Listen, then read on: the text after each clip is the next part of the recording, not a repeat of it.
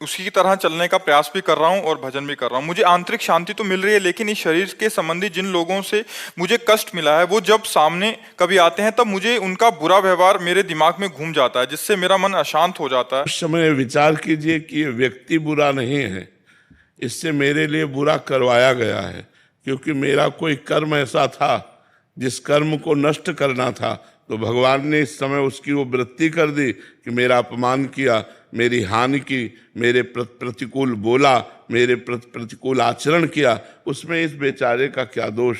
मेरा ही कर्म, निजकृत कर्म भोग सुन भ्राता। मेरा ही कर्म था, जिस कर्म ने मुझे दुख दिया तो उस पर गुस्सा न करे। कोई हमें दुख सुख नहीं दे सकता, ये बात ध्यान रखना। हमारा कर्म ही हमको दुख सुख देता है, वो किसी की खोपड़ी में बैठकर निमित्त किसी को भी बना ले। यार ये आदमी हमें पहचानता भी नहीं, लेकिन हमें बड़ा सुख दिया। और एक आदमी है कि जरा सा धक्का लग गया, पिट दिया, और बड़ा वैर और बड़ा विरोध खड़ा हो गया, वो कर्म हमारा। एक गौतमी नाम की तपस्विनी जंगल में रहती थी, महाभारत की कथा है, भगवान व्यास देव जी ने लिखा है। तो उनके एक पुत्र था, उस पुत्र को एक सांप ने काट लिया, और वो जो जंगली कोल भील होते हैं, वो उनके पुत्र को लाकर कहा, देवी आपका पुत्र मर चुका है और इसको सांप ने काटा है। वो बहुत तपस्विनी थी और मंत्रवेत्ता थी। उन्हें तुरंत सर्प का आकर्षण किया और सामने बुलाया और कहा, मैं तुम्हें भस्म कर दूंगी, तुमने हमारे पुत्र को मारा। ध्यान से सुनना। तो सर्प ने कहा, आप भस्म कर सकती हैं, लेकिन मैंने नहीं काटा, मेरे से कटवाया गया है। किसने कटवाया? बोले मृत्यु ने। तुम्हारे बालक के ऊपर जो मृत्यु का आक्रमण हुआ, उसने मुझे निमित्त बनाकर कटवाया। तो उनकी बात समझ में आ गई, तपस्विनी थी, उन्होंने मृत्यु का आकर्षण किया। मृत्यु से कहा, मैं तुम्हें भस्म कर दूंगी, तुमने बालक को सर्प से कटवाया। तो उसने कहा, मैंने नहीं कटवाया, काल ने। काल के द्वारा मैं मृत्यु प्रेरित थी, और मैं मृत्यु से प्रेरित होकर सर्प ने काटा। मैं तो एक निमित्त, मृत्यु ने कहा, वो तो काल है, काल का आकर्षण किया, और काल महाबली भगवान का स्वरूप है। उन्होंने कहा, तुमने हमारे पुत्र को क्यों मृत्यु से प्रेरित करके, सर्प से प्रेरित करके कटवाया? तो काल ने कहा, हमने नहीं किया, तुम्हारे बालक के कर्म ने। कर्म से प्रेरित काल, काल से प्रेरित मृत्यु, मृत्यु से प्रेरित सर्प। घूम के बाद कहा है कि तुम्हारे बालक का कर्म ऐसा था जिससे इसको सर्प ने काटा। तो अगर हम विवेक के द्वारा देखें तो हमारा कर्म ही, वो बैठे किसी की खोपड़ी में, हमको दुख या सुख जो मिलता है वो निज कृत कर्म भोग सुन भ्राता, अपने किए हुए काम में फल मिलता है। तो कोई आदमी हमारे साथ दुश्मनी कर रहा है तो मेरे ही किसी जन्म का कर्म या इस जन्म का कर्म उसके दिमाग में बैठकर मुझे प्रतिक्षण दुख दे रहा है। इसलिए मुझे सहन करना चाहिए और उस व्यक्ति को क्षमा करना चाहिए, क्योंकि कर्म मेरा ही उसके ऊपर सवार है। ईमानदारी से सत्य बात मानिए, ऐसे कोई दुख सुख किसी को नहीं देता है। महाराज जी, ये बात दिमाग से निकल कैसे जाएगी? नाम जप करो, नाम जप करो, नाम में बड़ी सामर्थ्य हो, निकाल के बाहर कर देगी। नाम जप करो, नाम जप। उपकार सिंह जी, नमस्कार महाराज जी, वाहिगुरु जी का खालसा, वाहिगुरु जी की फतेह। महाराज जी, मैं एक रेस्टोरेंट बिजनेस चलाता हूँ, लेकिन मेरी एक कमजोरी है, अगर कोई मुझे कुछ कह देता है या थोड़ा सा भी उल्टा बोल देता है तो मैं बहुत परेशान हो जाता हूँ और मेरा मन काम से उठ जाता है। नहीं, ये कमजोर स्थिति है, इसे अच्छी बात नहीं कहते, बहुत कमजोर स्थिति है। हमें चाहिए कि अगर हमको कोई कह रहा है तो हम उसका उत्तर दें, आवश्यक है तो। हमें अपने व्यापार से, अपने कर्तव्य से, अपने ग्राहकों से, अपने समाज से उबना नहीं चाहिए। कुछ समाज में ऐसे भी लोग हैं जो डिस्टर्ब हैं, कई तरह के डिस्टर्ब होते हैं, बहुत अच्छी पोशाक में भी डिस्टर्ब होते हैं। अब वो आपसे खा करके लड़ेगा। हमको चाहिए उनके डिस्टर्ब में हम डिस्टर्ब ना हो, हम डट करके सामना करें, अपनी सफाई पेश करें। किसी भी तरह से हमको हारना नहीं है, हमको परास्त नहीं होना, हमको इतना गुस्सा नहीं कर लेना कि हम भी अपराधी बन जाए। आपके सपने में रोज सुदर्शन चक्र आता है? अरे बड़ी बढ़िया बात है यार, एक दिन मांग ले उनसे, कह दे अब ऐसे भगवान का पार्षद बहुत दिव्य पार्षद है सुदर्शन जी, वो असुरों का संहार करते हैं जिनको कोई नहीं मार सकता। सुदर्शन चक्र जी उनका हिसाब किताब बराबर कर देते हैं। वो भगवान के पार्षद हैं। अगर भगवान के किसी शंख चक्र गदा पद्म सुदर्शन आदि का भी दर्शन हो तो मानना चाहिए भगवान की बड़ी कृपा हमारे ऊपर है, ऐसा मानना। जैसे सुबह आप चलते हैं ऐसा लगता है कि शिव की बारात जा रही हो और सारे आपके हाँ, और गुरुदेव जब आप यहाँ पे वचन देते हैं और बाबा जी वो करते हैं तो ऐसा लगता है कि अर्जुन जी प्रश्न पूछ रहे हो और श्री कृष्ण स्वरूप में आप हमें जवाब दें। जाकी रही भावना जैसी प्रभु मूर्ति देखी तीर्थ। आपकी भावना विशुद्ध है इसलिए आपको ऐसा नजर आता है। अनिल मिश्रा जी दिल्ली से। महाराज जी आपके चरणों में कोटि कोटि नमन। महाराज जी धर्म अर्थ काम और मोक्ष में संतुलन कैसे बनाए रखें? जब हम धर्म के द्वारा अर्थ कमाएंगे तो हमारी कामनाएं हमको रोक नहीं पाएंगी, हम मोक्ष के अभिलाषी बन जाएंगे। और जब तक हम धर्म से धन नहीं कमाएंगे और धर्म को त्याग दिया तो अर्थ और काम हमें पिशाच की तरह पागल कर देगा। अशांति, चिंता, शोक, भय ये हमारे अंदर भर जाएंगे। तो हमारा सबसे पहला कर्तव्य होना चाहिए कि हमारे को जो अर्थ चाहिए, जो संपत्ति चाहिए वो धर्म के द्वारा मिले। और धर्म के द्वारा जब हम धर्म का पालन करेंगे तो धर्म हमको भगवान की तरफ ले जाएगा, अधर्म हमको नरक की तरफ ले जाएगा। तो जब धर्म हमें भगवान की तरफ ले जाएगा तो हमारी अच्छी कामनाएं होंगी। धर्म अर्थ जो है वो धर्म से कमाया गया इसलिए कामनाएं अच्छी होंगी। और कामनाएं जब हमारी पूर्ण होंगी या नष्ट हो जाएंगी, दो प्रकार से कामनाओं का त्याग होता है, या तो भगवान पूर्ण कर देंगे या तो कामनाएं नष्ट कर देंगे। तो मोक्ष अभिलाषा जग जाएगी कि मैं भगवान को प्राप्त करूं, मैं मुक्त हो जाऊं। इसलिए सबसे पहली बात है धर्माचरण करना। अब धर्म क्या है और अधर्म क्या है ये जानने के लिए हमें शास्त्रों का स्वाध्याय, संतों का संग करना पड़ेगा, जिससे हमें ये पता चले कि जो हम कार्य कर रहे हैं वो धर्म पूर्वक है या अधर्म पूर्वक। तस्मात् शास्त्रम प्रमाणम ते कार्य अकार्यो व्यवस्थित। कार्य करना है कि ये अकार्य है इसका विधान शास्त्र करता है। तो हमें श्रीमद् भागवत का, श्रीमद् भगवत गीता जी का, वेदों का जितना हमारी पहुंच है स्वाध्याय करना चाहिए। तो हमें पता चल जाएगा ये करना चाहिए और ये नहीं करना चाहिए। जिसे संत और शास्त्र कहते करना चाहिए उसे धर्म कहते हैं, और जिसे संत शास्त्र कहते नहीं करना चाहिए उसे अधर्म कहते हैं। धर्म के द्वारा कमाए हुए धन से पवित्र कामनाएं उत्पन्न होती हैं, पवित्र कामनाएं फिर मोक्षाभिलाषी बना देती हैं। इसीलिए धर्म, अर्थ, काम, मोक्ष ये चार पुरुषार्थ लिखे हुए हैं। महाराज जी इन्हीं का प्रश्न है कि सनातन धर्म का वास्तविक अर्थ क्या है? महाराज जी ब्रह्म, सनातन ब्रह्म है, सनातन राम है, सनातन कृष्ण है, सनातन संपूर्ण जगत है। ये वायु सनातन है, ये सूर्य सनातन है, ये चंद्र सनातन है, ये भूमि सनातन है। चराचर जगत उसी सनातन से प्रकट हुआ है। सनातन ब्रह्म है तो सनातन से ही प्रकट हुआ है। जैसे ब्रह्म अनंत है ऐसे सनातन अनंत है। सनातन किसी व्यक्ति के धर्म का नाम नहीं है। सनातन पर ब्रह्म परमात्मा है। भगवान श्री कृष्ण सनातन है, भगवान श्री राम सनातन है। जब भगवान सनातन है तो चराचर जगत उसी सनातन से उत्पन्न हुआ है। ये वायु सनातन है, ये सूर्य सनातन है, ये चंद्र सनातन है, ये भूमि सनातन है, ये अग्नि सनातन है, ये समस्त देवता सनातन है। कहाँ तक वर्णन करें? जैसे भगवान अनंत है ऐसे सनातन अनंत है। सनातन किसी व्यक्ति के धर्म का नाम नहीं है। सनातन आकाश है, आकाश की तरह व्याप्त सनातन है। सनातन के सिवा कुछ है ही नहीं। जो है वो सनातन में। भूमि में तो सब है, आकाश के नीचे तो सब है। सूर्य चंद्र के प्रकाश से ही तो सब जीवित है। सबके प्राणों का पोषण वायु से होता है। वायु सनातन है, अग्नि सनातन है। सब सनातन में उत्पन्न होते हैं, सनातन में पलते हैं और सनातन में हिलय हो जाते हैं, क्योंकि सबका मूल सनातन है और सनातन ब्रह्म है। समझ पा रहे? सनातन किसी व्यक्ति का एक धर्म मात्र नहीं है। संपूर्ण सृष्टि का जो धर्म है वो सनातन है, वो ब्रह्म है। जैसे आकाश सनातन तो फैला हुआ है, चाहे जहाँ चले जाओ ऐसे चाहे जहां चले जाओ वो सनातन तत्व ब्रह्म विराजमान है, तो सनातन ही है। कोई भी जीवित है वायु से जीवित है, वायु सनातन है। समझ पा रहे हैं आप? स्मिता जी। महाराज जी प्रणाम।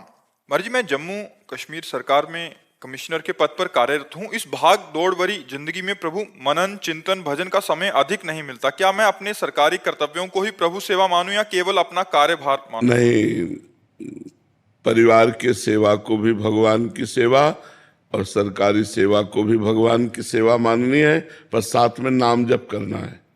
मामनिस्मर युद्ध चाहिए, युद्ध माने अपने कर्तव्य का पालन, और मामनिस्मर भगवान करे मेरा स्मरण। अगर भगवान का स्मरण नहीं है तो सब कोई कार्य कर रहे हैं, और कर्म दो ही प्रकार के होते हैं, पाप या पुण्य, और उन्हीं का भोग भोगना पड़ता है। अगर हम भगवान का नाम जप कर रहे हैं और अपने कर्म को भगवान की सेवा मानकर कर्म को भगवान को समर्पित करते हैं, तो इससे हमारा भगवत प्राप्ति का मार्ग पुष्ट हो जाएगा। जैसे 4 घंटे हमने कोई काम किया, सांसारिक है, घोर सांसारिक है, बीच बीच में राधा राधा स्मरण किया, और उस 4 घंटे को, हे प्रभु ये जो 4 घंटे हमने कार्य किया ये आपको समर्पण करते, कृष्णार्पणम मस्तु, तो वो 4 घंटे आपके भगवान की सेवा के समर्पित हो गए। क्योंकि संसार भगवान का है और इसमें जो भी सेवा है वो भगवान की ही सेवा है, पर भगवत स्मरण करते हुए, भगवान को कर्म समर्पित करते हुए हम भगवत मार्ग में चल सकते हैं। अच्छा, भागा दौड़ी कितनी, हम लोग प्रमाद स्थिति, प्रमाद समझते हो, आलस्य प्रमाद स्थिति के कारण ऐसा बोल देते कि हमारे पास टाइम नहीं है। नहीं, आप 12 घंटे काम करते हैं, इससे अधिक काम करते हैं? कोई भी हमें बताओ, अधिक से अधिक आप 12 घंटे काम करते हैं, तो 24 घंटे में आपके पास 12 घंटे बचे, 6 घंटे सो लीजिए, 12 6 18 घंटे हो गए। 2 घंटे भोजन के ले लीजिए, 20 घंटे हो गए। 1 घंटे मनोरंजन के लिए ले लीजिए, 21 घंटे हो गए। अब बचे 3 घंटे। हम कह रहे हैं 2 घंटे परिवार को दे दीजिए, बचा 1 घंटा। 1 घंटा भजन करो, देखो आप बढ़िया भजनानंदी हो जाओगे। 1 घंटा तो करके देखो। अब आप टोटल बोल दिए हमारे पास फुर्सत नहीं, तो फिर यमराज थोड़ी छोड़ेंगे। तो हमें नाम जप करना चाहिए अपने लोक परलोक दोनों को बनाने के लिए, लोक में शांति और परलोक में भगवत कृपा प्राप्ति। इसके लिए हमें नाम जप करते हुए अपने सांसारिक कार्य करने चाहिए। यही हम सबको सिखाते हैं। भक्ति ये नहीं कहती कि अपने कर्तव्य को छोड़ दो और एकांत में बैठ जाओ। भक्ति ये कहती है एकांत से उठो और समाज में जाओ और सेवा करो और पाप कर्म न करो और नाम जप करो। यही भक्ति सिखाती। बड़े बड़े संत फिर समाज में ही आते हैं, आते तो अंतिम में समाज में। बिना समाज को दिए आप जा नहीं सकते हो। जो भक्ति कमाई वो समाज को दो और फिर जाओ यहाँ से। बड़े बड़े संत महात्मा घूम घूम के बांटते हैं, हम तो मान लो बैठे हुए बांट रहे। बड़े बड़े संत जन तो गांव गांव नगर नगर घूम घूम कर प्रवचन करते हैं, लोगों को जागृत करते हैं। तो करना पड़ेगा। समाज में पैदा हुए हो, समाज का खाया है, तो समाज को जागृत करना पड़ेगा, समाज की सेवा करनी पड़ेगी। तो वही तो आप कर रहे हो, समाज की ही तो सेवा कर रहे हो। जैसे हम अकेले हैं तो आप अकेले कपड़ा लत्ता भिक्षा मांग लिए, और आपके 10 परिवार के तो आपको पेमेंट मिलती है। तो आप अपने परिवार का पोषण कीजिए और धर्म से चलिए और नाम जप कीजिए, तो आपको भगवत प्राप्ति का मार्ग मिल जाएगा। केवल सांसारिक जिम्मेदारियों को ही पूरा किया और भजन नहीं किया तो फिर क्या होगा? आपके जो कर्म बने उसके अनुसार आपको अगली योनि में जाना पड़ेगा, मुक्ति नहीं मिलेगी। नहीं, अरे मोक्ष कोई तुम खिलवाड़ समझते हो? पशु पक्षी जैसे हैं उनको तो नहीं मिलता, नहीं मिलता, उनको मोक्ष नहीं मिलता। वो तो कर्म कर रहे हैं। नहीं, कर्म नहीं कर रहे हो, केवल भोग भोग रहे हैं। कर्म केवल मनुष्य शरीर से होता है। लेकिन गुरुदेव आपने बोला सर वृंदावन में जो पशु पक्षी वो सारे किसी न किसी पुनर्जन्म में अपने तपस्या की है, तपस्या। हाँ, तो वही तो कह रहे। तो वृंदावन के कबूतर बनना तुमने साधारण समझ लिया है क्या? वृंदावन के पशु पक्षी बनना बड़े बड़े ऋषि मुनि याचना करते हैं कि वृंदावन का मैं खग मृग पशु पंछी बन जाऊं, जिससे राधा राधा रटूं और प्यारी जू और प्यारे जू को सुख पहुंचाऊं। तो वृंदावन के पक्षी, वृंदावन के सुअर कुत्ता है, कोई साधारण जीव थोड़ी है।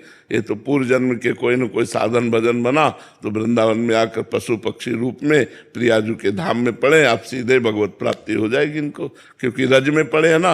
अब शरीर रज में छूटेगा तो रज के प्रभाव से भगवत प्राप्ति हो जाएगी। आशा शुक्ला जी।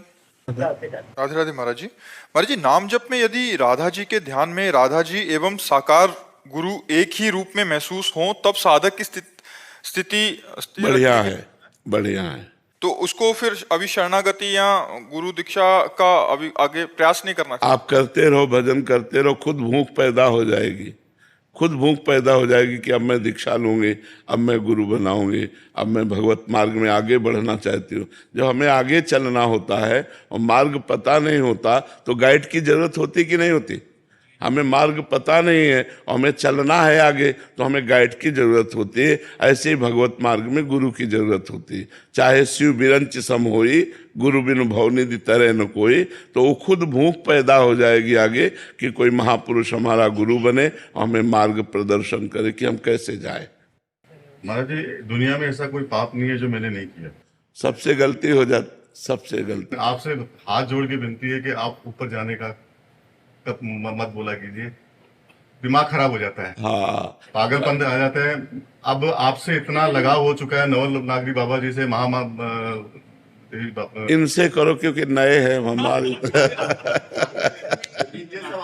अब तो शरीर की हालत रोज का रोज डाउन होती जा रही है। अब इसको हम कैसे कहें, हम कितने दिन जिएंगे, अब पता नहीं भगवान कितने दिन रखें। ये जरूर है कि हम ना रहेंगे, लेकिन वाणी तो रहेगी ना। टेप की गई जो वाणी है, जो रिकॉर्ड की गई वाणी है, अगर आप उसे सुनोगे तो आपको लाभ मिलेगा। शरीर तो नहीं रहेगा, आज या कल चला जाएगा, इसका तो जाने का है ही। गुरुजी, आपके बिना तो कुछ अच्छा ही नहीं लग रहा। तो इसको रोकने का कोई उपाय भी तो हमें नहीं नजर। हमको ही साथ में ऐसी कोई बस नहीं बनी, ऐसी कोई ट्रेन नहीं बनी। तो ये सारी चीजें छुड़वा दी महाराज। तो बच्चे और दुकान वगैरह की अब इस तरह का मोह और वो नहीं होता है।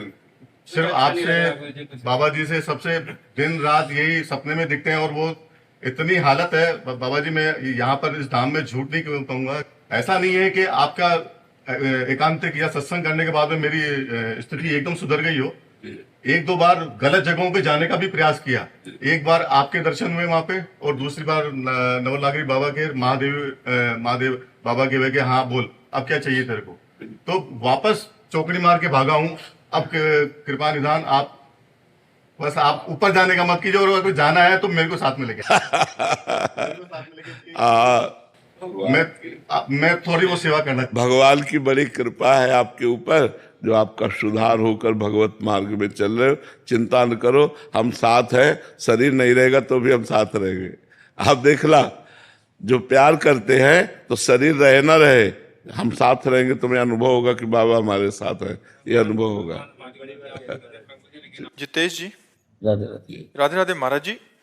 महाराज जी, मैं कुछ भी काम करने के लिए सोचता हूँ लेकिन मन विचलित रहता है। सुबह शाम थोड़ा पूजा पाठ भी करता हूँ पर मन की शांति नहीं मिल पा रही महाराज। देखो, मन की शांति करनी है तो नाम जप करना पड़ेगा। उठते बैठते चलते फिरते काम करते नाम जप करो, सब सही हो जाएगा। लोक का भी सिस्टम सही हो जाएगा और परलोक का भी सिस्टम सही हो जाएगा। नाम जप करो। नाम जप के बिना शांति नहीं प्राप्त होगी। चाहे जितना धन कमा लो, चाहे जितना बढ़िया मकान बना लो, चाहे जो व्यवस्था करो, जब तक चित्त भगवान से नहीं जुड़ेगा तब तक शांति प्राप्त होने की नहीं। हम अपना अनुभव, संतों की बात और शास्त्र की बात बताते हैं। तब लगी कुशल न जीव को, सपने हो मन विश्राम। जब लगी भजत न राम को, शोक धाम तज काम। जब शोकों के धाम कामनाओं का त्याग कर भगवान का भजन होता, तब आनंद की अनुभूति होती है। तो नाम जप करते रहो भगवान का, और गंदा भोजन न करो। गंदा भोजन का मतलब मांस मछली जैसे है, शराब है, ये सब नशा पानी न करो कोई ऐसे गंदे, और भजन करो तो भगवान आनंद प्रदान करेंगे। धीरे धीरे पाप नष्ट होगा तो आनंद की अनुभूति होगी। विष्णु जी महाराष्ट्र से। राधे राधे। राधे राधे महाराज जी। महाराज जी, भगवान को पूर्ण समर्पण कैसे करें? भगवान के पूर्ण समर्पण में वाणी, शरीर, मन और स्वयं, ये 4 चीजें हैं। तन वांग मनोभिर अमलई सोहम तवई वाश्रिता। तो मैं फंसा है शरीर में, तो पहला नियम लो कि शरीर से कोई भी भगवद विमुख कार्य हम नहीं करेंगे, पाप आचरण नहीं करेंगे, अधर्म आचरण नहीं करेंगे, और शरीर से जितने कार्य हों तदर्पिता अखिलाचारिता, वो भगवान को समर्पित करो। जो भी कर्म करेंगे धर्मयुक्त कर्म करेंगे, पाप कर्म नहीं करेंगे, और जो धर्मयुक्त कर्म करेंगे वो भगवान को समर्पित करेंगे। तो शरीर से होता है कर्म, और कर्म जब भगवान को समर्पित होता है तो शरीर समर्पित होने लगता है। फिर आया वाणी। वाणी से हम झूठ न बोलें, वाणी से हम छल कपट भरी भाषा न बोलें, वाणी से किसी को दुख देने वाली बात न बोलें, भगवान का नाम जप करें, मृदु बात करें, सत्य बात करें, अच्छी चर्चा करें, नहीं तो मौन रहें। तो ये वाणी भगवान को समर्पित हो गई। मन से किसी के दोष दर्शन न करें, मन से किसी का अहित न चाहें, मन गंदे मार्गों में जाए तो हटाकर भगवान के नाम में लगावे, बार बार मन को भगवान का चिंतन करवावे, तो मन भगवान को समर्पित। और तन मन वाणी जब समर्पित हो जाती है तो मैं स्वयं भगवान का दासत्व हो जाता है, मैं स्वयं भगवान को समर्पित हो जाता है। ये 3 संभालने की जरूरत है, तन मन और जबान। इस जबान में खान पान भी आता है, तो खान पान वही पवित्र जो भगवान को भोग लगावे, और वाणी से वो, इसमें 2 इंद्रियां हैं, एक वाक इंद्रिय, एक रसेंद्रिय जबान में। तो खान पान भगवान को भोग लगा के पावे, और वाणी से जो बोले सबका मंगल करने वाली बात बोले, झूठ न बोले, निंदा न करे, अपवित्र बात, दुखद बात न बोले, भगवान का नाम जप करे। इसी से हम धीरे धीरे भगवान को समर्पित हो जाएंगे। नीरज शुक्ला जी, हरदोई से। राधे राधे महाराज जी, आपके चरणों में कोटि कोटि प्रणाम। महाराज जी, नाम जप और धर्म के मार्ग पर चलकर जो राधा रानी से मांगा वो दिया है, लेकिन इच्छाएं बढ़ती ही जा रही हैं, मन चंचल है, वो कहता है कि इच्छा पूरी करो चाहे जैसे करो। नहीं, चाहे जैसे में तो फिर पतित हो जाओगे, चाहे जैसे में पतित हो जाओगे। नहीं, हमारी चाह है, भगवान कृपा करें तो पूर्ण कर दें, नहीं तो हमें चाहे जैसे नहीं पूरी करनी। और विचलित हो जाता हूँ अंदर ही अंदर पूछा करता। हाँ, नहीं, चाहे जैसा शब्द तो बहुत खतरनाक है। तो फिर हम गलत मार्ग का अनुसरण कर सकते हैं, गंदे मार्ग का अनुसरण नहीं। चाहे जैसे नहीं, धर्म से हम प्राप्त करना चाहते हैं और भगवान से हम अपनी इच्छाओं की पूर्ति चाहते हैं, तो मंगल हो जाएगा। भगवान से इच्छा पूर्ति के लिए भजन की आवश्यकता है। हम जितना भजन करेंगे उतना ही भगवान हमारी इच्छाओं की पूर्ति करेंगे। महाराज जी, कभी कभी लगता है जैसे कि मेरा बाबा ऐसा कंप्यूटर है गुरुदेव, जिसके बाद विचलित हुआ, छुट्टी लिए चला आया। कभी कभी लगता है बाबा नहीं होगा किसके पास जाऊंगा। हाँ, पर भगवान कोई न कोई बाबा तैयार कर देंगे। भगवान की सृष्टि। मेजर ईशव धमन जी, राधे राधे। राधे राधे महाराज जी। महाराज जी, मुझे ज्ञात है कि मेरा पहला दायित्व देश की रक्षा व सेवा है, परंतु कभी कभी महसूस होता है कि मैं अपने परिवार या माता पिता के लिए पूरी तरह से जो कार्य करना चाहिए वो नहीं कर सकता। ये असंख्य सैनिकों और जो अपने घर से दूर रह रहे हैं उन सबका प्रश्न है महाराज जी। ऐसे में हमें क्या करना चाहिए? लेकिन आप सम्माननीय पूरे राष्ट्र में हैं, जो हमारे राष्ट्र सैनिक है, जो ना सम्मान करे बहुत मंद बुद्धि का आदमी है, जो राष्ट्र सैनिकों को सम्मान न दे।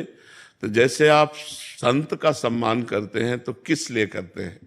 उसने अपने परिवार का त्याग किया, उसने संसार के सुखों का त्याग किया और अपने को समस्त सुखों से हटाकर और भजन करके दूसरों का मंगल किया, परहित किया, परोपकार किया। इसीलिए संत को हम प्रणाम करते हैं। तो बस जैसे संत वैसे भारत के सैनिक, उन्होंने अपने परिवार के संबंध की जो पुष्टता चाहिए उसका त्याग किया। जैसे बच्चा चाहता है पापा हमारे नजदीक रहे, पत्नी चाहती है हमारा पति हमारी आंखों के सामने रहे, माँ चाहती बेटा हमारे सामने रहे, लेकिन सबसे दूर और पता नहीं कितना दूर कभी मिलन ही ना हो। संत को तो यह है कि उसने जानबूझकर सब त्याग कर भजन में तो जीवित तो है, लेकिन आपके जीवन का भी ठिकाना नहीं है कि पता नहीं लौट के आना हो कि ना आना हो। ये प्राण रूपी पुष्प देश की बलिवेदी पर चढ़ जाए किस समय कहाँ कैसा ऑर्डर और वहां जाकर के कैसा हो, तो इसीलिए सम्माननीय है। और इसीलिए जो बड़े बड़े यज्ञकर्ताओं को सुख प्राप्त होता है स्वर्ग का, वो केवल आपका राष्ट्र के प्रति प्राण त्याग देने पर स्वर्ग का सुख प्राप्त होगा। और कहीं राधा राधा नाम जप करते हुए प्राण त्यागा तो भगवत प्राप्ति हो जाएगी। आपका कोई छोटा मोटा धर्म नहीं, राष्ट्र धर्म में आप हैं तो आप एक संत के समान हैं। और ऐसा जीवन भी है, कहीं चाहे बॉर्डर में खड़ा कर दे, चाहे हिमालय में खड़ा कर दे, चाहे युद्ध में खड़ा कर दे, बिल्कुल प्राणों को बलिदान किए हुए आप लगे हुए हैं। तो परिवार का आपके संरक्षण और उसकी पुष्टता भगवान करेंगे। आप राष्ट्र की सुरक्षा और राष्ट्र की व्यवस्था में आप अपने जीवन को समर्पित किए हैं, समर्पित ही किए रहिए। आप परिवार की चिंता न कीजिए, उसका पोषण भगवान करेंगे, उसकी सुरक्षा भगवान करेंगे। पूरे राष्ट्र को चाहिए, पूरे भारत को चाहिए कि अपने भारत के सैनिकों का उत्साहवर्धन करे और उनका सम्मान करे, क्योंकि वो राष्ट्र के लिए जीवन समर्पित किए हुए हैं। जवान जाता है, अंग भंग हो जाता है, प्राण निकल जाते हैं। जब वो आतंकवादी हमारे भारत में प्रवेश करते हैं, सूचना मिल गई तो हमारे राष्ट्र के जवान जाते हैं, कभी कभी शहीद भी हो जाते हैं। तो अपने प्राणों का बलिदान करना कोई छोटी मोटी बात। अभी नया ब्याह हुआ या अभी छोटा बच्चा है, अभी परिवार के सब आशा लगाए हुए हैं कि छुट्टी में आएंगे, वो सब आशा ऐसी की धरी रह जाती है। तो संत और सैनिक ये सम्मान के योग्य हैं, इनको सदैव सम्मान देना चाहिए। तो हम भारत के सैनिकों से प्रार्थना करते हैं कि आपका बहुत बड़ा पद है और भगवान उस पर विशेष कृपा करते हैं, क्योंकि वो राष्ट्र की सेवा में समर्पित है। ये दुख तो सहना ही पड़ेगा हर राष्ट्र के सैनिक को, अपने परिवार का वियोग दुख। अगर परिवार के प्यार को अंदर रखेगा तो कमजोर हो जाएगा। नहीं, परिवार का प्यार दूसरे नंबर पर जब छुट्टी हो, जब तक तैनात है तो राष्ट्र का प्यार हमारे हृदय में जागृत रहना चाहिए। आप लोग बहादुर हैं, आप लोग भगवान के पार्षद हैं, राष्ट्र के रक्षक हैं, इसलिए आपकी पदवी सबसे बड़ी है। आप ये चिंता न करें, आपकी पदवी सबसे बड़ी। पूरा देश सैल्यूट करता है हमारे सैनिकों को। जब कोई शहीद होता है ना, तो ऐसा हर एक व्यक्ति को लगता है मेरा भाई शहीद हुआ है, मेरा जन शहीद हुआ है, ऐसा दुख होता है। और जिनको नहीं होता है उनके विवेक नहीं है, उनके बुद्धि नहीं है, वो स्वार्थी हैं, इसलिए ऐसा उनको लगता है। नहीं, कोई भी देश प्रेमी जब देश का जवान शहीद होता है तो उसको ऐसा ही लगता है जैसे मेरा भाई शहीद हुआ हो। तो इसलिए आप चिंता न करें, आप पूज्य हैं, आप सम्माननीय हैं। और जी ऐसे इलाके भी हैं जहाँ 4-4, 5-5 महीने पहाड़ी पे चढ़ा दिया जाता है, वहां बर्फ गिरी हुई है, बर्फ का ही एक पूरा बना के उसके अंदर ही रह रहे हैं। और बिल्कुल, ना बिल्कुल, टावर है, बड़ा, ना बिल्कुल। खाने के लिए ताजा भोजन है, एक पैकेट्स में जाता है। और मतलब अगर आलू भी जा रहा है तो ऐसा पत्थर जैसा आलू हो जाता है, और उसको पानी में डाल के यहाँ कैसे रह रहे हैं। बिल्कुल नहीं, बहुत कठिनतम कष्ट जीवन है में, हमारा। हाँ बहुत कष्ट में जीवन जी। मर जी, आप कह रहे हैं कि आपने अज्ञानतावश 1.5 साल पहले 5 लाख महामृत्युंजय मंत्र का जप करने का संकल्प लिया था, फिर बाद में पता चला कि बिना दीक्षा के मंत्र जप नहीं करना चाहिए। तो महाराज जी, अभी मैं अपने संकल्प को पूरा कैसे करूं? मतलब अभी या मेरा मार्गदर्शन करें, मैं अभी क्या करूं महाराज? तो किसी महापुरुष से दीक्षा ले लो और फिर जप करो। 5 लाख कोई बहुत ज्यादा थोड़ी होता है। किसी संत से दीक्षा ले लो और जप करो। अभी मनुष्य जीवन तो हमें प्राप्त है ही, अधिकार तो है ही हमारा जपने का। तो आप किसी संत से दीक्षा ले लो और पूरा करो से 5 लाख को। मान नहीं रहे दीक्षा के लिए। जी, दीक्षा के लिए मना कर रहे हैं माता पिता, तो इस स्थिति में हम क्या करें? क्यों मना कर रहे हैं? दीक्षा के लिए क्या, किसी भी संत से ले लो, अपने घर में अनुष्ठान करो। किसी के आश्रम में रहने की थोड़ी बात है, अनुष्ठान तो अपने घर में करना है। किसी संत से दीक्षा ले लो। हमने रुद्राभिषेक कराया था, तो पंडित जी आए थे, उन्होंने मंत्र बोला था, फिर उनके साथ हमने बोल के और फिर संकल्प ऐसे लिया था। कह रहे कोई रुद्राभिषेक कराया था, वहां पंडित जी ने बोला, फिर उनके साथ अंदर ही हमने संकल्प ले लिया था कि हम भी करें। तो ऐसा मान लो कि पंडित जी आपके गुरु हैं, वही मंत्र जपने लगो। तो अभी घर में करते रहिए। हाँ, घर में करते रहिए आप मंत्र जप। उसमें हम खाना नहीं खा रहे हैं, तो माता पिता और क्रोधित हो रहे हैं कि ये कह रहे हैं कि 1.5 साल से हमने अन्न नहीं खाया, सिर्फ फलाहार और उपवास। ये तो जैसे शरीर चले इससे कोई भगवान नहीं मिल जाते। अगर इससे भगवान मिलते तो जितनी चिड़ियां फल चुनती हैं फल के केवल फलाहारी कर पशु पक्षी करते हैं, कितने पक्षी ऐसे हैं सबको भगवान मिल जाते। मछली जलाहार करती, भगवान मिल जाते। केचुआ मिट्टी खाता है, उसे भगवान मिल जाते। इन सब बातों से भगवान नहीं मिलते, भगवान मिलते डट के भजन करने से। दैन्य भाव होके, दिखावा ना करके अंदर ही अंदर खूब भजन करो, भगवान के लिए रो, इसी से भगवान की प्राप्ति होती है। अब एक सेव कितने का मिलता है? नवरात्रि का अगर एक सेव खरीदा जाए तो कितने का मिलेगा? 40 या 50। 40 रुपए। हाँ, अब सही दाम बताया, 40 रुपए का। और 20 रुपए का, 25 रुपए का आधा किलो आटा मिल जाएगा कि नहीं मिल जाएगा? तो बढ़िया उसकी 2 रोटी बनाओ, 2 परवल की सब्जी रख लो और डट के उसको पाको, डट के भजन करो। अगर 24 घंटे में एक सेव भी खा रहे हो तो 40 रुपया का खर्चा हो रहा है। और 2 रोटी सुबह, 2 रोटी शाम पाओ और 2 परवल की सब्जी, थोड़ी घिया की सब्जी दोनों टाइम, तो हमें लगता है 50 रुपए में बढ़िया भोजन हो गया। और ये अहंकार भी नहीं कि हम फलाहार करते हैं, और खूब भजन करें, डट के भजन करें। भजन करने से मतलब है जी। रिद्धि मित्तल जी। श्री हरिवंश महाराज जी। श्री हरिवंश महाराज जी। महाराज जी, अलग अलग जन्मों में अलग अलग दीक्षा गुरु होते हैं या जब तक भगवत प्राप्ति? नहीं, भगवत प्राप्ति अलग। हमने पहले पीछे जन्म में दीक्षा नहीं ली, पीछे जन्म में भजन नहीं हुआ। अगर भजन हुआ होता तो भगवत प्राप्ति हो गई होती। मतलब जो हमें भजन चाहिए वो भजन नहीं हुआ। अब मुझे अवसर मिला है, अब मुझे चाहिए डट करके भजन करके, और इसी जन्म में हम अपना परलोक संभाल लें। कहीं हम सुअर कुत्ता न बने, कहीं हम ऐसे पशु पक्षी मुर्गा बकरा न बने, नहीं उबाल के खा डालेंगे लोग, नहीं ऐसे ऐसे लोग उबाल के खा जाएंगे। तो हम भगवान से प्रार्थना करें कि अगर हमारे भजन में चूक हो तो मुझे फिर मनुष्य जन्म मिले और फिर संतों का संग मिले, ऐसे सद्गुरु मिले जिनकी कृपा दृष्टि से हम आपको प्राप्त कर सकें। तो हमारी तो यही सोच रहेगी कि इसी जन्म में काम हो जाए। क्योंकि देखो, आज के 35 वर्ष पहले मोबाइल की सृष्टि नहीं थी। आज आप मोबाइल के बिना रह नहीं सकते। समझ रहे ना, कलयुग का फांस देखो कितना बड़ा। आज के 35 वर्ष पहले मोबाइल नहीं था और सब आराम से जी रहे थे, सब काम चल रहा था। अब हर एक के पास मोबाइल है, बच्चे से लेके जवान तक, रिक्शा वाले से लेकर के सबके पास है। अब मोबाइल एक जीवन का अंग बन गया है। कलयुग का कैसा प्रभाव कि हम हर समय बहिर्मुख बने रहे। अब आगे पता नहीं और कौन सा हाल आएगा कि हम भजन कर पाएंगे कि नहीं कर पाएंगे। बहुत खतरनाक है।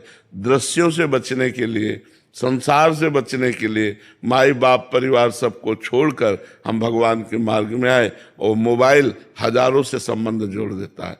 अब वो नंबर है, अब हमें जरूरत है, कोई समस्या आई तो हमें भगवान से बात करनी चाहिए, लेकिन हम भगवान को भूल गए।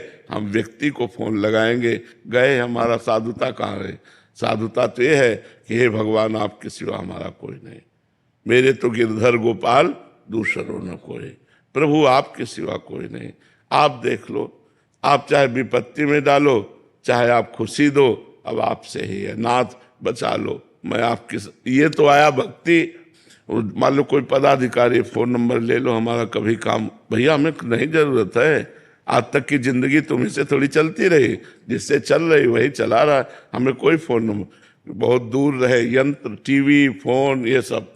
प्रभु जी, फोन ने तो इतना दूर कर दिया कि अब कहीं भी 4 लोग अगर बैठे हो तो वो आपस में, सिर्फ आपस में, अगर परिवार के भी 4 सदस्य बैठे हैं तो वो फोनों में लगे रहते हैं। आपस में बात करने की जो वार्ता, वो तो बिल्कुल ही खत्म हो गई। बिल्कुल बिल्कुल बिल्कुल। जड़ भरत जी की जैसी स्थिति हिरण की वजह से हुई, ऐसी फोन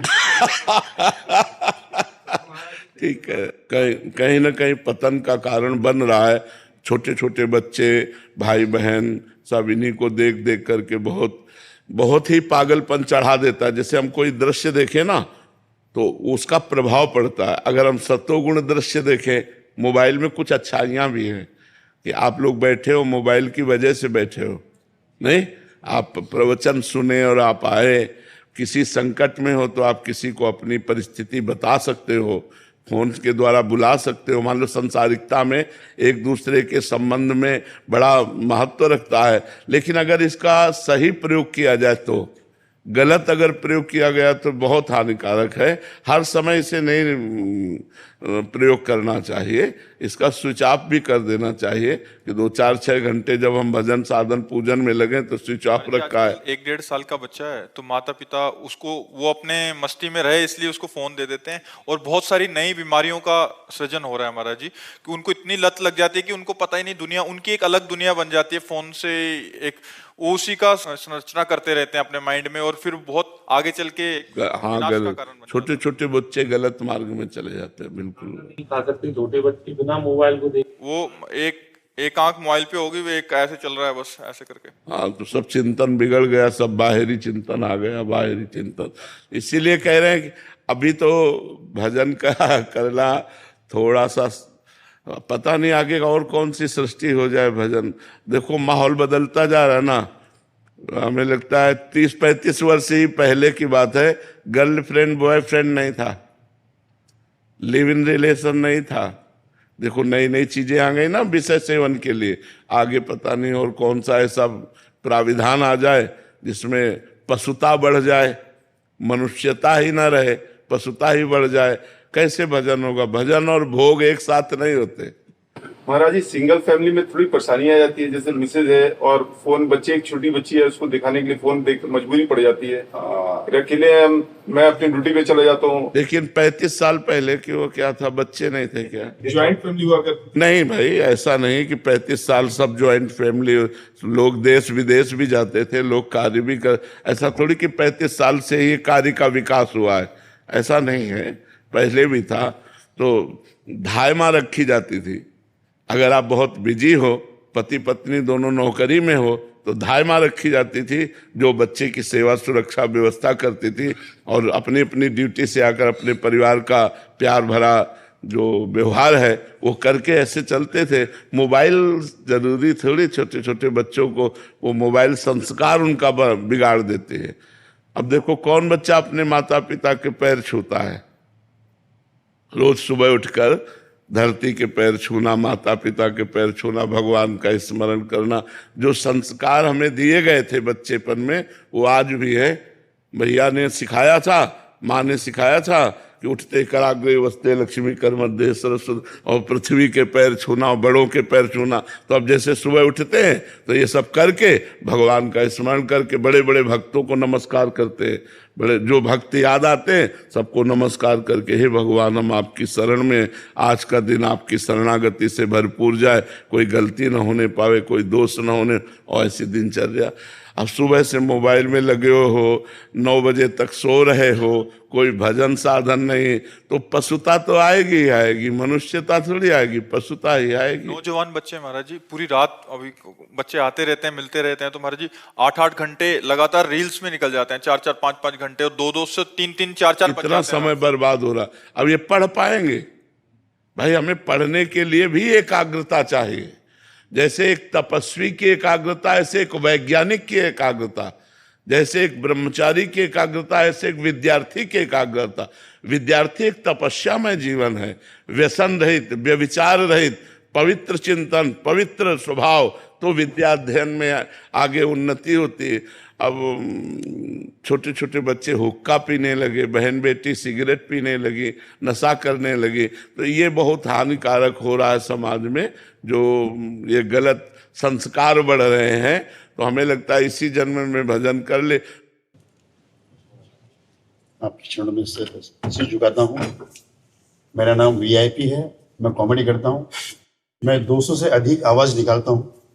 मेरी बीवी बच्चों को पता नहीं मेरी असली आवाज़ कौन सी है। मैं कई कलाकारों की आवाज़ निकालता हूँ, और तो और आज आपके चरणों में कुछ मैं कलाकारों को लाना चाहता हूँ, अगर आपकी इजाज़त है। तो बिना रुके हुए, बिना खासे हुए, वैसे मैं 200 से अधिक आवाज़ निकालता हूँ, पर 51 आवाज़ें आपके चरणों में लेकर आया हूँ। बिना रुके हुए, बिना खासे 51 आवाज़ में आपका स्वागत करूँगा, आपके चरणों में स्पर्श करूँगा, और जितनी स्पीड आप नाम पढ़ेगी उतनी स्पीड में वॉइस चेंज करूँगा। ओम प्रकाश। हाँ, गुरु जी के चरणों में मेरा बहुत बहुत बताएं कि देना चाहता हूँ। हम भी कहेंगे गुरु जी आपके चरणों में हमारा शीश झुकते भाई, हमारी तरफ से ये कहेंगे भाई गुरु जी बहुत बहुत बताइए। जगास मैं भी कहता हूँ गुरु जी आपकी सेहत बने रहे, कहना चाहूंगा मेरी माँ सर, मैं आपका चाहता हूँ कि आपकी बहुत भैया माँ कसम मैं तो गुरु के दर्शन करके अरे देव मैं गुरु जी के दर्शन किया, मैं बहुत खुश हूँ। भाई कमाल की बात करते, मैं यहाँ पर आ चुका हूँ गुरु जी के दर्शन अटेंशन, गुरु जी को बहुत बहुत दर्शन करने के लिए यहाँ पर मैं भी कहूँगा हाँ गुरु जी आपका प्यार बटूरूंगा, निकल जाऊंगा यहाँ पर। ओ कमाल करता बाबा सर, मैं भी कर रहा हूँ गुरु जी आपके दर्शन के लिए आया हूँ, यहाँ पर आ चुका हूँ। सर की टेंशन लेने का नहीं, अरे गुरु जी बहुत अच्छे बोलो तो दर्शन करने का रे लाना माँ कसम मैं भी कहता हूँ गुरु जी के आपके चरण में आशीर्वाद लेना चाहता हूँ। तुम जानते हो मैं यहाँ पर आ चुका हूँ, मैं गुरु जी के लिए स्पेशल आया हूँ यहाँ पर। एक एक खून पे जाऊंगा माँ कसम, धर्म भी जब भी आता है एक जाएगा गुरु जी। बरखुदा प्राण भी यही कहता, मेरी तरफ से बहुत बहुत बधाई। यहाँ से 50-50 कोस दूर हर जगह गुरु जी का नाम होता है, मैं इसलिए दर्शन के लिए आया हूँ गुरु जी। अरे मांगड़ू अरे भैया पूरा बिहार में कहीं नाम सुना है, गुरु जी का नाम सुना है, यहाँ पर आ गया। अरे भगवान सब कुछ है, दौलत है शोहरत है, अच्छा लगता है गुरु जी आपके दर्शन होंगे। खामोशाय माँ कसम मैं तो बहुत काफी दिनों से सोच रहा था कि गुरु जी के ने मेरे हाथ का दिया, वरना मैं इन्हीं चरणों से आपके मैं चरण छूना चाहता था। कमाल करते हैं गुरु जी, मैं आपके दर्शन के लिए यहाँ पर आया हूँ। जय बाजी कमाल यार, मैं गोविंदा राम राधा राधा करते रहते। और मैडम जी मैं सनी यहाँ पर आ चुका हूँ और क्या चाहूंगा, आपके दर्शन मेरे लिए बहुत जरूरी थे। अरे सर मेरे पिताजी कहा करते थे एक बार गुरु जी के दर्शन हो गए सर, मैं तो आप एक कमाल करते हो, बिल्कुल सही पढ़ रहे हो। यही करना चाहता हूँ। तेरे हुए पानी में कंकर नमा सावरे। बड़ा मैं भी चाहता था कि मैं कितनी स्पीड वॉइस चेंज कर सकता हूँ, लेकिन आज मुझे बहुत अच्छा लग रहा है। माँ कसम मैं तो गन्ना चूस गया, मैं तो गुलशन रहो यहाँ पर आ चुका हूँ और दर्शन करने के यहाँ मैं तो गुरु जी के चरणों में अपना ये करना चाहता हूँ। अच्छा अगर मैं कादर खान हूँ, मुझे जब से मैं सोच रहा हूँ, मैं कब से बैठा हूँ कि गुरु जी के एक बार दर्शन हो जाए। अरे माँ कसम मैं तो आज यहाँ पर खुश हो गया आकर। गुरु जी माँ कसम मैं तो आपका दीवाना हो गया हूँ। गुरु जी के दर्शन हो गए। थैंक यू सर, बहुत बहुत बधाई। देखिए सर ये नाम बिल्कुल मेरा नाम ओमपुरी, आप सभी जानते हैं मैं यहाँ पर आ चुका हूँ और गुरु जी के दर्शन करके निकल जाऊंगा। तुमको जो देखते ही प्यार हुआ जिंदगी में पहली बार। वाह सर ये कमाल करते सर, वाह क्या स्टाइल है। आओ मैं छोटा सा नन्ना से प्यारा सा बच्चा हूँ। अच्छा तुम अच्छी तरह जानते भाई मैं तो गुरु जी के दर्शन के बिना जाऊंगा नहीं। अरे राधा रानी, अरे बेटा धर्म चुके को चीन नाती बेटा, अरे पर्वतिया मैं दुर्योधन हूँ, यही कहूंगा आपके दर्शन के लिए मैं यहाँ पर आया हूँ और ये दुर्योधन यही कहेगा कि प्रणाम करता हूँ। जगदीप अरे भैया कम उखड़ के घुसा लगा के धक्का धक मैं सूरमा भोपाली कैसी बात कर रहे हो। भाई गुरु जी के दर्शन हो गए, मैं तो यहाँ पे मैं क्या कहूँ, आँखी से मोहब्बत होती है और ये कहूँगा वो है अलबेला मदीना वाला, अरे जिसकी दीवानी ब्रज की हर बाला वो किसना है। राजेंद्र कुमार नहीं लाला मैं कसम मैं कहता हूँ बिरजू मैं कहता हूँ मैं कहना चाहता हूँ मैं चला जाऊँ यहाँ पर। हाँ यही तो कहना चाहता हूँ, जीवन जब भी आएगा यही करके जाएगा।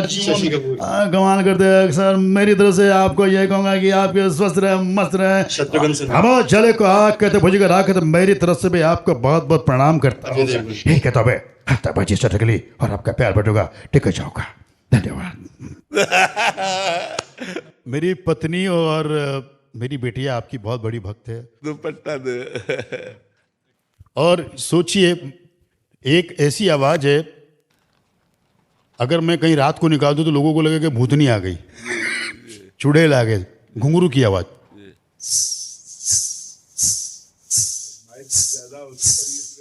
हाँ कई बार मैंने लोगों को डराया है। धन्यवाद धन्यवाद। कई बार जहन में ये विचार आता है, कई बार जहन में ये विचार आता है, आपको देखकर हृदय में इतना अपनापन क्यों आता है। आपको जितना भी देखें इतना भी सुने जी भर ही नहीं पाता है। जब भी माया का भंवर भटकाता है, मन घबराता है, कोई रास्ता नजर नहीं आता है, तब YouTube पर एकांतिक वार्तालाप से समस्या का समाधान मिल जाता है। गलत कार्यों में लिप्त होने जाऊं तो आपका चेहरा नजर आता है और मेरा रास्ता बदल जाता है। जीवन भर के कठोर तप का सार राधा नाम सबके लिए सहज उपलब्ध करवाना, आपका ये निर्मल स्वभाव हमें आपका दीवाना कर जाता है। एक आप ही तो हैं जिन्हें सब में ईश्वर नजर आता है, वरना मतलब कि इस दुनिया में कौन किसका साथ निभाता है। जो आपसे जुड़ जाता है आपको सदैव जहन में पाता है, उसके जीवन के उद्देश्यों में परिवर्तन हो जाता है। श्री जी को पाने का द्वार खुल जाता है। राधा राधा गाता है। युवाओं के हाथ में काउंटर देख चिंता और डिप्रेशन को भी भय सताता है। प्रेम और आनंद से भरे आपके और हमारे इस रिश्ते को राधा नाम चलाता है।